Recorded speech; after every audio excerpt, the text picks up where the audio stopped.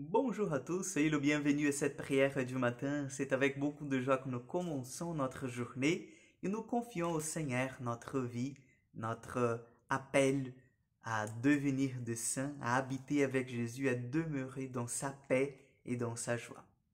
Au nom du Père, du Fils et du Saint-Esprit. Amen. Je vous salue Marie, pleine de grâce, le Seigneur est avec vous. Vous êtes bénie entre toutes les femmes. Jésus, le fruit de vos entrailles, est béni. Sainte Marie, Mère de Dieu, priez pour nous pauvres pécheurs, maintenant et à l'heure de notre mort. Amen.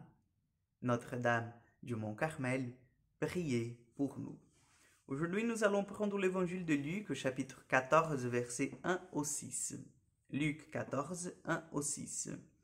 Un jour de sabbat, Jésus était entré dans la maison d'un chef de pharisiens pour y prendre son repas, et ce dernier l'observait.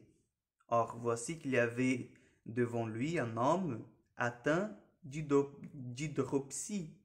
Prenant la parole, Jésus s'adressa aux docteurs de la loi et aux pharisiens pour leur demander: est-il permis, oui ou non, de faire une guérison le jour de sabbat? Ils gardèrent le silence. Tenant alors le malade, Jésus le guérit et le laissa aller. Puis il leur dit: si l'un de vous a un fils ou un bœuf qui tombe dans un puits, ne va-t-il pas aussitôt l'en retirer, même le jour du sabbat? Ils furent incapables de trouver une réponse.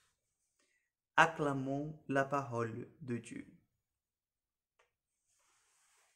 Chers frères et sœurs, nous savons bien que la loi suprême, la loi par excellence, cette loi que Jésus vient nous apprendre, c'est la loi de l'amour. Les préceptes, les commandements ne prennent de sens que s'ils sont vécus dans l'amour et avec amour. Oui, alors il faut bien nuancer parce qu'aujourd'hui on met en fait plusieurs définitions derrière le mot amour. Je dis amour dans le sens chrétien, dans le sens que saint Paul nous présente dans la première épître aux Corinthiens, chapitre 13, la charité qui est désintéressée, la charité qui est vraiment l'amour qui vient de Dieu. Je ne dis pas en fait ce que nous appelons amour aujourd'hui, que c'est une simple recherche de plaisir et une recherche égoïste. C'est pas ce genre d'amour-là que je parle. C'est vraiment de l'amour divin. Donc Jésus vient vraiment nous apprendre aujourd'hui. Alors, est-il permis, oui ou non, de guérir le jour du sabbat? Étant vu que le sabbat, c'est le jour du grand repos de Dieu et du grand repos des hommes.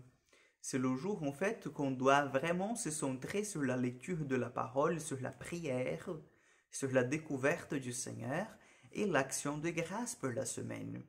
Est-il permis, oui ou non, de guérir le jour de sabbat? Et ces hommes-là n'ont pas de réponse. Et Jésus guérit cet homme devant eux et puis leur dit: si vous auriez un fils ou un bœuf, quelque chose que vous appartenez, que vous tenez à cœur, vous alliez le faire le jour de sabbat, n'est-ce pas? Ils n'ont rien dit. Mais dans le plus profond d'eux-mêmes, ils étaient tous d'accord de dire: bah oui, je ne vais pas laisser mon fils ou mon bœuf périr dans un trou comme ça. Et je dis de même pour les autres. Si nous aimons nos enfants, si nous aimons nos biens, il faut aussi aimer les autres, ce qui ne nous appartient pas par droit. Donc le Seigneur nous invite aujourd'hui à convertir nos cœurs, à vraiment vivre de la loi de l'amour. Et c'est la loi de l'amour, la loi de l'esprit qui nous sanctifie de l'intérieur. Il ne faut pas chercher à pratiquer beaucoup de choses.